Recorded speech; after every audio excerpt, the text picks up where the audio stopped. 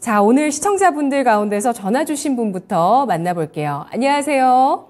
네, 안녕하세요. 네, 시청자님 어떤 종목 있으실까요? 네, HMM. 매수가 비중 얼마십니까? 34,000원에 10%. 34,000원에 10% 비중이시고요. 네. 네, 오늘 3.86% 오름세 보였습니다. 16,400원 기록했습니다. 시장과는 반대로 올라줬는데요. 어제는 내리고 오늘은 다시 오르고, 그리고 지난 월요일장에 강한 양봉 11%가 나왔지만 우리 시청자분께서 손실이 꽤 크십니다. 지금 50% 정도 나 계시죠? 네. 예. 마음이 그동안 많이 무거우셨을 것 같아요. 저희가 오늘 좀 짐을 덜어드리도록 하겠습니다. 어떤 부분 궁금하실까요? 네, 이게 이제 인수 문제가 해결이 이제 늦어지는 거는 확실한데요. 이게 유찰 얘기도 있고 해서, 인수가 돼야지만은 이제 주가가 좀 움직이든가 변화가 있는데 무작정 기다리는 상황이긴 하거든요, 지금. 네. 그래서 저는 비중도 그렇고 금액도 그렇고 사실 10% 조금 넘어요. 15% 정도. 그 정도 되는데 손절도 못 하겠고, 그래서 이제 만약에 인수가 그래도 된다면 주가는 좀 탄력 받을지 그게 좀 궁금해요. 추매도 가능한지 좀 알고 싶어요. 네, 알겠습니다. 우리 시청자분께서 보유하신 지도 꽤 되실 것 같아요. 기간이 네. 어느 정도 되실까요? 기간은 한 1년? 1년 정도 보유를 하셨고요. 네. HMM 매각 이슈가 쉽게 풀리지가 않습니다. 좀 타이밍이 아쉽기도 하고요. 유찰 얘기해 주셨는데 맞습니다. 산업은행에서 예정 가격, 이 매각 예정 가격을 어느 정도 선까지 설정을 하느냐에 따라서 유찰될 수도 있다. 이런 얘기들이 시장에 나오고 있는 상황인데요. HMM 전략 알아보겠습니다. 추가 매수 가능할지, 그리고 매각 이슈가 풀리면 주가가 또 오름세로 방향을 잡을 수 있을지 전략 주시죠. 네, 시청자분께서 원하시는 답변을 드리기가 어려울 것 같아서 좀 죄송하다는 말씀 좀 드리도록 하고요. 일단 매각이 완료가 되면 사실 재료가 사라지는 거기 때문에 온전히 실적으로 승부를 해야 됩니다. 근데 HMM이 실적이 잘 나올지는 좀 체크를 해봐야 되는데 어떤 경기 동향이랑 좀 관련이 있다라고 볼 수 있습니다. HMM이 그 2019년, 2020년에 일단 산업은행이 맡은 다음에 그 전에 이제 현대상선이었죠. 그때 이제 산업은행이 맡으면서 어떤 경영 효율화도 했고, 이제 러우 사태가 발생하면서, 유가도 올라가고, 운임지수가 올라가다 보니까 21년이나 22년에 정말 좋은 실적이 나왔습니다. 근데 우리는 이제 코로나19나 러우 사태로 인해서 경기가 회복되지 못했는데, 이제 또다시 좀 경기 불황에 대한 우려? 그러니까 금리가 자꾸 올라가니까 경기가 회복이 돼야 되는데 경기는 회복 못 하는데 금리가 올라가니까 경기 침체가 될 수 있는 거죠. 그래서 뉴스를 보고 이제 HMM 같은 경우는 이제 컨테이너선으로 운항을 하기 때문에 상하이 컨테이너 운임지수 SCFI를 봐야 되는데 저도 이제 SCFI를 검색을 했는데 뉴스 헤드라인이 글로벌 운임 연중 최고치 불구라고 되어 있습니다. 그래서 뭐지? 하고 지금 지수를 봤는데 올해 최고치는 맞아요. 근데 올해 최고치는 맞는데 제가 지금 이제 상하이 컨테이너 운임지수가 현재 1067 이제 런민비거든요. 근데 이게 러우 사태 발생했을 때는 거의 4,500 런민비였습니다.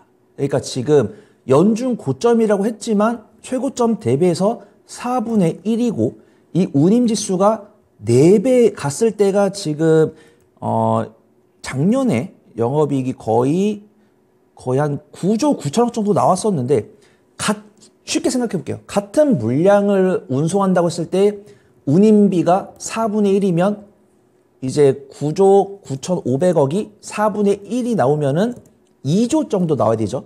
2조 정도 나와야 되는데 23년 연간 실적 전망치가 7천억입니다. 그러면은 운임지수가 이 정도인데 7천억 나오면은 물동량이 동일하지 않다는 거죠. 그래서 생각을 해볼 수 있어요.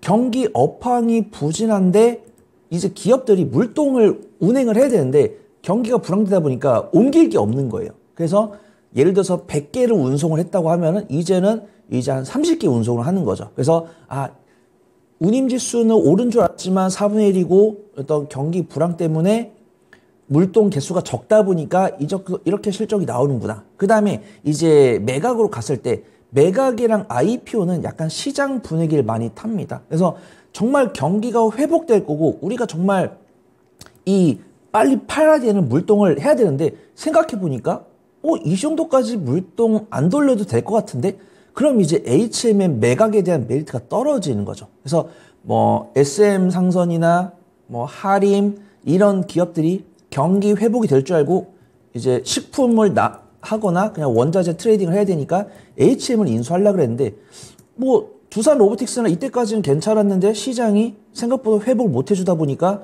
에코프로 머티리얼즈도 흥행을 좀 실패하고 그러니까 이제 IPO 시장이랑 매각 시장이 좀 위축되는 거죠. 그래서 제가 뭐 시청자분 침울하라고 이렇게 말씀을 드리는 게 아니고 이런 상황인 거를 알면은 내가 HM을 빨리 팔아야 되는지 아니면 중장기적 끌고 가야 되는지 이런 부분들을 결정을 해야 되는데 손실폭이 작다라고 하면은 종목 스위칭을 해보겠지만 손실폭이 크다라고 하면은 손실폭을 줄이면서 빠져나갈 기회를 찾는 것이 중요하다고 판단되고 있고요. 일단은 전년에 배당을 7% 줬었는데 올해는 실적이 많이 줄어들기 때문에 배당을 얼마 줄지 모르겠습니다. 배당 한 2% 정도 예상을 하고 있고요. 그 다음에 추가 매수 의견은 드리지 못하겠습니다. 추가 매수할 자금으로 아예 다른 종목을 매수하시는 게 나을 것 같다라고 판단되고 있고요. 이 인수가 마무리가 되면은 재료 소멸로 단기적인 상승 동력을 잃을 수 있습니다. 그래서 만약에 정말 매각이 잘 돼서 뭐 단기 고점까지 올라온다고 하면은 그때 좀 비중을 줄여보시는 게 좋을 것 같고 뭐 별다른 단기 탄력 없이 매각이 완료가 돼버리면은 정말 실적으로 승부를 해야 됩니다. 그래서 HM이 2024년에도 실적이 개선될 것이라는 내용이 담긴 리포트를 못 봤어요. 하지만 그래도 이제 경기가 돈다고 이제 우리가 약간 경기 침체를 한 1년에서 2년 정도 버틴 다음에 어떤 이런 것들이 다 선반영이 되고 나면은 좀 경기 물동량이 돌고 하면은 HM의 실적을 작년이랑 재작년 수준을 회복하기는 어려울 것 같습니다. 워낙 특이 케이스였죠. 이 상하이 컨테이너 지수 4,500이 정말 보기가 쉽지 않습니다. 그래서 일단 제가 부정적인 얘기 계속 드렸지만 손절가는 제가 기계적으로 한 14,000원 정도 말씀드리고 1차 비중 축소 가격은 2만 원, 2차 비중 축소 가격 24,000원을 잡고서 제가 말씀드린 이슈에 따라서 주가 탄력이 얼마 나오는지 보면서 대응하시고 추가 매수할 자금으로는 신규 종목을 매수하시는 게 나을 것 같다. 그렇게 말씀을 드리도록 하겠습니다. 네, 시청자님. 궁금하신 점 있으실까요? 네, 궁금하신 점 있으실까요? 그 손절가 목표가 다 주셔갖고요.